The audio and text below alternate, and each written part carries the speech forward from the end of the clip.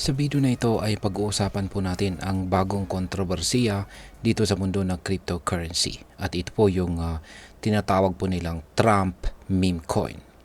Ayon po kay Ginoong Bill Morgan, isa po siyang abogado ng XRP, ang pagpasok po ni Donald Trump sa crypto space ay nagdadala ng bagong tanong. At ito po ay paano nito maapektuhan ang XRP lawsuit laban sa SEC. At maliban dito ay ano po ang ibig sabihin nito para sa atin bilang mga Pinoy crypto investors.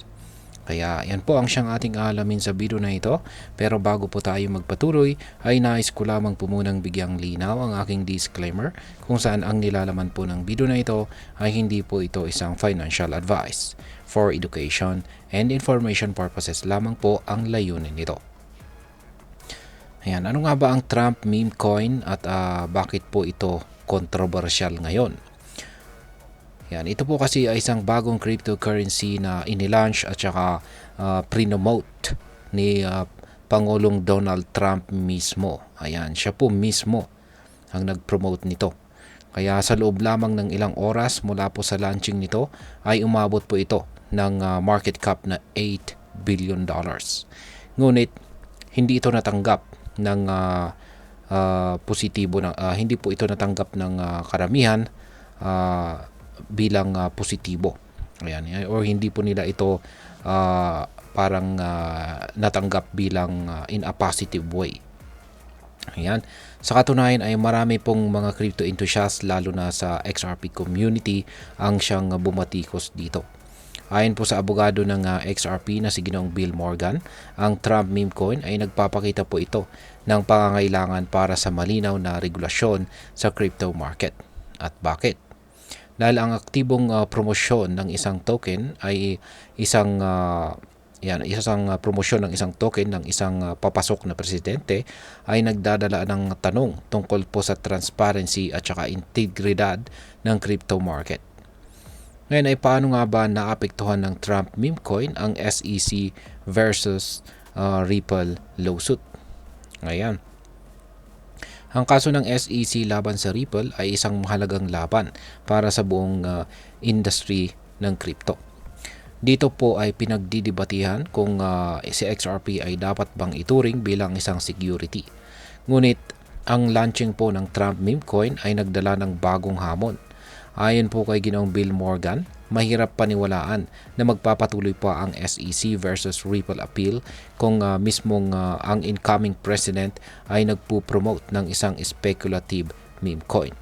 Ito ay tila nagiging simbolo ng double standard sa regulasyon ng SEC. Kung ang Trump token ay maaring maging matagumpay ng walang legal na backlash, bakit si XRP ay kailangang magdusa sa isang matagal na legal na laban? Ngayon ay magkakaroon ba ng pagbabago sa XRP lawsuit sa ilalim po ng Trump administration? Ayan, sa pag-upo ni Pangulong Donald Trump bilang bagong Pangulo ng US, yan, ay marami ang umaasa ng pagbabago sa regulasyon ng crypto. Kilala po si Trump sa pagiging mas bukas sa mga ideya ng financial innovation at inaasahang papalitan po niya ang mga matagal ng leader ng SEC ng mga papalitan po niya ito ng mga mas crypto-friendly na opisyal tulad po ni Ginoong Paul Atkins.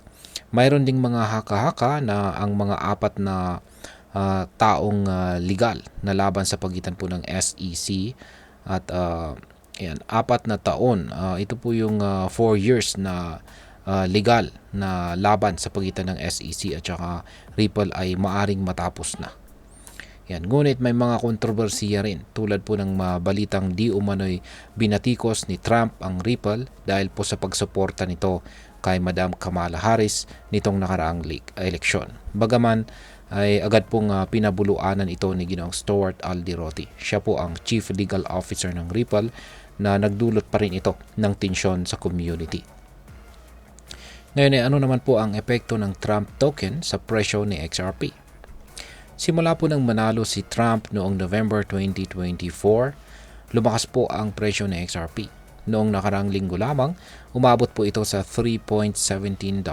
Isa po itong significant na pag-akyat mula sa dating lows nito.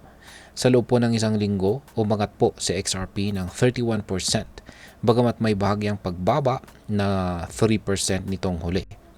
Ayon po sa mga eksperto, ang hype na dulot po ng Trump token ay nagdala rin ng positibong epekto kay XRP. Ang optimism sa posibleng regulatory clarity at pagtatapos ng kaso ng SEC ay nagdulot po ng bullish sentiment sa market. Ngayon ay ano po ang kahalagahan ng malinaw na regulasyon sa crypto? Isa po sa mga pinakamalaking issue sa crypto market ay ang kawalan ng malinaw na regulasyon. Ang kontrobersiya sa Trump meme coin ay nagpapakita ng kahalagahan nito. Ang mga malalaking pangalan tulad po ni Donald Trump ay maaring mag-launch ng speculative tokens ng walang sagabal. Dapat lamang na magkaroon po ng patas na regulasyon para sa lahat ng crypto projects kabilang na po si XRP. Ngayon ay ano po ang epekto nito para sa atin bilang mga Pinoy crypto investors at saka traders. Ayan, para sa atin ay mahalaga pong maunawaan natin na ang mga ganitong global events ay may direktang epekto sa ating mga investments. Kung ang kaso po ng SEC laban kay Ripple ay matapos na at magkaroon ng mas malinaw na regulasyon, maaaring tumaas pa ang presyo ni XRP. Ngunit dapat din po tayong maging maingat sapagkat ang hype sa paligid po ng Trump meme coin ay maaaring magdala ng pansamantalang volatility sa market. Kaya wag pong basta-basta magpapadala sa hype at siguraduhin mag-research muna bago gumawa ng anumang investment decision. Ngayon ay ano naman po ang aking masasabi tungkol dito? Sa kabila po ng kontrobersiya, ang nangyayari po sa pagitan ng Trump meme coin at XRP lawsuit ay nagpapakita po ito ng mas malawak na larawan ng crypto market. Mahalagang maging updated po sa mga balita at intindihin ang mga epekto nito sa ating portfolio. Kaya ayan, hanggang dito na lamang po tayo sa video na ito mga ka-crypto. Sana po ay inyong nagustuhan ang aking paliwanag sa video na ito. Kung inyo po itong nagustuhan, pag-click lamang po ang like button nito. Marami pong salamat sa panonood. Ingat po tayo lagi at God bless po sa ating lahat.